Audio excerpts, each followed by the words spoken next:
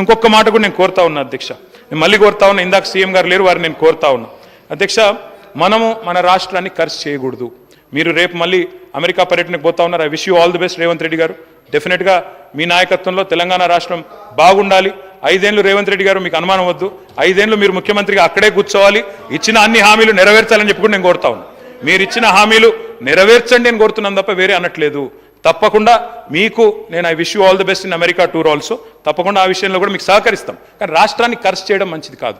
రాష్ట్రం దివాలా తీసిందని, రాష్ట్రం బాగాలేదని ఇందాక మీరు రాకముందు చాలా చెప్పాను నేను. తప్పకుండా మీరు దయచేసి మరింత ఎఫర్ట్ పెంచాలని చెప్పి కూడా మరి చేయాలని చెప్పి కూడా నేను కోరుతా ఉన్నాను. అధ్యక్ష, రాష్ట్ర సంపద సృష్టించాలి అంటే ప్రగతిశీల పాలసీస్ ఉండాలి.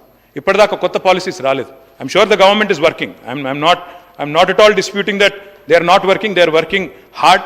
కొత్తగా గవర్నమెంట్లోకి వచ్చారు, చిన్న వయసులో వారికి అవకాశం వచ్చింది. తప్పకుండా ముఖ్యమంత్రి గారు కానీ మంత్రులు కానీ కష్టపడుతున్నారు. మంచి పాలసీలు తెండి, we welcome it. Skill university అన్నారు, వీల్ వెల్కమ్ ఇట్. అదే మాదిరిగా ప్రోగ్రెసివ్ పాలసీస్ తెండి, ప్రగతిశీల పాలసీస్ తెండి. కానీ తిరోగమన నిర్ణయాలు కరెక్ట్ కాదు. నేను ముఖ్యమంత్రి గారికి చెప్తా ఉన్నా, ఎంఏఎన్యూడి కూడా వారి దగ్గర ఉంది కాబట్టి చెప్తా ఉన్నా. ఒరిజినల్గా మేము డిజైన్ చేసింది ఏంటి సార్ అంటే, ఎయిర్పోర్ట్కి 3 రకాల కనెక్టివిటీ ఉండాలి మెట్రో అని డిజైన్ చేశాం. అందులో మొదటి phase Shamshabad outer ring road, శంషాబాద్కి ఔటర్ రింగ్ రోడ్ మీదుగా ఎందుకు తీసుకుపోయే ప్రయత్నం చేసినామంటే ఒకటే కారణం, ఎందుకంటే అందులో ల్యాండ్ అక్విజిషన్ లేదు. ఏమైందంటే రాజశేఖర రెడ్డి గారి ప్రభుత్వంలో ఓఆర్ఆర్ ప్లాన్ చేసినప్పుడు గౌరవనీయులు జైపాల్ రెడ్డి గారు అర్బన్ డెవలప్మెంట్ మినిస్టర్, మా సబితాంద్రారెడ్డి గారు ఎప్పుడు చెప్తా ఉంటారు, ఆనాడు ఓఆర్ఆర్ డిజైన్ చేసినప్పుడు జైపాల్ రెడ్డి గారు ఏం చెప్పారు, రాజశేఖర రెడ్డి గారు ఏం చెప్పారు, చాలాసార్లు చెప్తా ఉంటారు సబితక్క. ఆ రోజు ఒక మాట చెప్పారు, 500 ఫీట్ల రోడ్ ఎందుకు అని మాట్లాడితే, లేదు ముందు చూపుతో మనం చేయాల్సిందే, అందులో రైల్ కారిడార్ కూడా ఉండాలని చెప్పి అధికారులు సూచిస్తున్నారు, చేయాలన్నారు.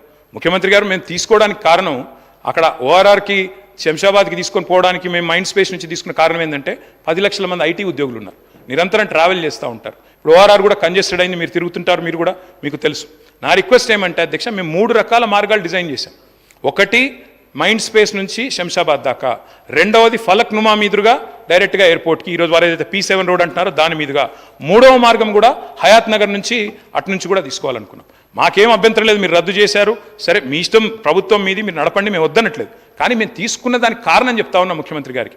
ఓఆర్ఆర్ మీద అయితేనేమో రైల్ కారిడార్ ఆల్రెడీ ఉండింది, 0 ల్యాండ్ అక్విజిషన్ ఫాస్ట్గా చేయొచ్చు, 2 ఏళ్లలో కంప్లీట్ చేయొచ్చు. ఎందుకంటే ప్రభుత్వంలో ఉన్న వాళ్ళు ఏం కోరుకుంటాం అధ్యక్ష, ప్రజలతో శభాష్ అనిపించుకోవాలని కోరుకుంటాం. మేము కూడా అట్లే అనుకున్నాం, తొందరగా పూర్తి చేసి ప్రజలతో శభాష్ అనిపించుకోవాలి, మంచి పని చేయాలనుకున్నాం. ముఖ్యమంత్రి గారు నేను అడుగుతా ఉన్నాం, టెండర్ కూడా పూర్తయింది, రద్దు చేశారు, పునఃపరిశీలించండి, అవకాశం ఉంటే పునఃపరిశీలించండి, వద్దనుకుంటే మీ ఇష్టం. అధ్యక్ష, ఇంకొక మాట, ఫార్మాసిటీ రద్దు చేశామన్నారు. ఫార్మాసిటీ రద్దు విషయంలో కూడా నేను ప్రభుత్వాన్ని కోరుతా ఉన్నా అధ్యక్ష, దయచేసి పునఃపరిశీలించండి. ఎందుకంటే the land acquisition was conditional. అందులో ఏం చెప్పాము అధ్యక్ష, ఫార్మాసిటీ కోసమే భూసేకరణ చేస్తున్నామని భూసేకరణ చట్టాన్ని ప్రయోగించి తీసుకున్నాము. మీరు ఇతర అవసరాలకు ఆ భూమిని వాడే పరిస్థితి ఉండదు.